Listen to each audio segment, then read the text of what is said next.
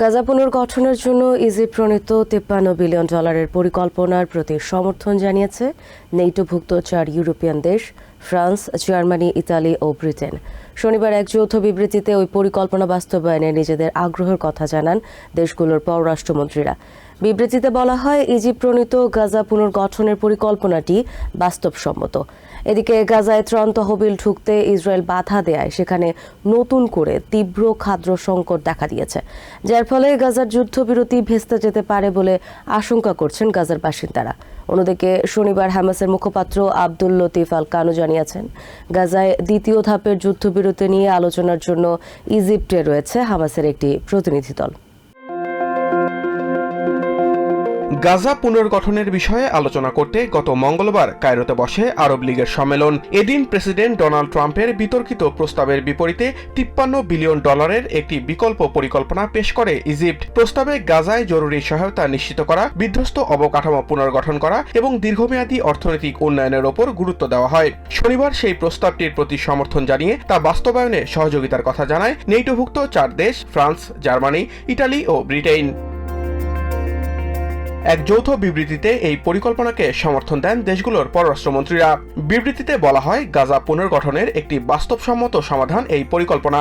এটি কার্যকর হলে গাজায় বসবাসরত প্যালেস্টিনিয়ানদের ভয়াবহ জীবনমানের দ্রুত ও টেকসই উন্নয়ন হবে। বিবৃতিতে আরও বলা হয়, গাজা শাসন বা ইসরায়েলের জন্য হুমকি তৈরি করা থেকে বিরত থাকতে হবে হামাসকে। তবেই প্যালেস্টিনিয়ান অথরিটির কেন্দ্রীয় ভূমিকাকে সমর্থন করে গাজার সংস্কার এজেন্ডা বাস্তবায়ন করবে ওই 4টি দেশ। গাজায় নিয়ন্ত্রণ আমেরিকার কাছে নিয়ে সেখানে বিলাসবহুল রিসোর্ট বানাতে চেয়েছিলেন প্রেসিডেন্ট ডোনাল্ড ট্রাম্প। এজন্য গাজার বাসিন্দাদের পাশের কয়েকটি দেশে স্থানান্তরের পরিকল্পনা করেছিলেন তিনি। তার এমন পরিকল্পনার ঠিক বিপরীতে দাঁড়িয়ে গাজার বাসিন্দাদের গাজাতে রেখেই সেখানকার বিপর্যস্ত জীবন স্বাভাবিক করার পরিকল্পনার কথা জানালো আরব লীগ ও ইউরোপের 4টি শক্তিশালী দেশ। এর ফলে ইউক্রেন সংকটের পর গাজা ইস্যুতেও সরাসরি ট্রাম্পের বিরুদ্ধে অবস্থান নিল পশ্চিম ইউরোপ। অন্যদিকে ইসরায়েল গাজায় সব রকমের সাহায্য প্রবেশের পথ বন্ধ করে দেওয়ায় সেখানে তীব্র খাদ্য সংকট দেখা দিয়েছে। পরিবারের সদস্যদের খাবার জোগাতে হিমশিম খাচ্ছেন প্যালেস্টিনিয়ানরা। তাদের আশঙ্কা, যে কোনো সময় গাজার যুদ্ধবিরতি চুক্তি ভেস্তে যেতে পারে। এদিকে গাজার পক্ষে স্কটল্যান্ড ও ব্রিটেনে ভিন্ন ধরনের বিক্ষোভ জানিয়েছে প্যালেস্টাইনপন্থীরা। লন্ডনের বিগ বেন হিসেবে পরিচিত এলিজাবেথ টাওয়ারের সামনে বিক্ষোভ জানিয়েছে একদল প্যালেস্টাইনপন্থী। এ সময় প্যালেস্টাইনের পতাকা নিয়ে টাওয়ারের উপর উঠে অবস্থান নেয় এক সমর্থক। তাকে উৎসাহ যোগান বিক্ষোভে যোগ দেওয়া অন্যরা। We have a colleague who has scaled Big Ben with the Palestine flag, and I understand that he's here to outline the travesty of what is going on in Palestine and continues to go on in Palestine.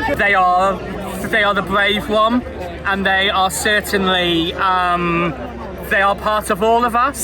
And we want to show our support.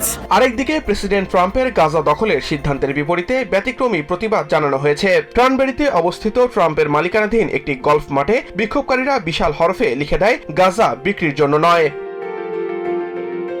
Samiul Bari Shihab, TVN 24 news desk.